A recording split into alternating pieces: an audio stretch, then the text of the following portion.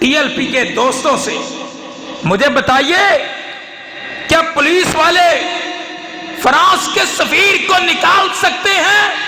کیا ان کے دائرہ اختیار میں ہے؟ اگر وہ نہیں نکال سکتے تو پھر ان پر یہ تشدد کیوں؟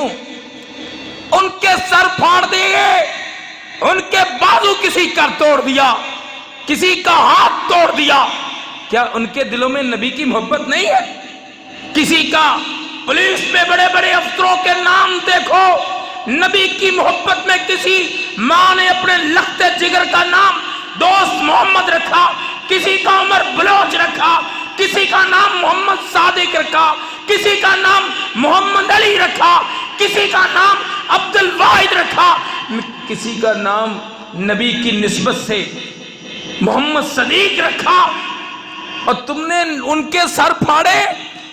وہ پولیس والے جو اپنی ڈیوٹی سر انجام دے رہے تھے، تم نے روڑوں کو بلاک کر کے پاکستان کے املاک کو جلا کے کون سا اسلام کا حق ادا کیا ہے؟ یہ فساد فی الارض ہے، اس سے کفر اور مضبوط ہو رہا ہے کہ پاکستان میں یہ جلاؤ گھراؤ، پاکستان میں یہ دھنگا فساد، یہ مودی کی بھی خواہش، مودی بھی اس سے خوش ہو رہا ہے، اور پوری دنیا کا کفر ہنس رہا ہے۔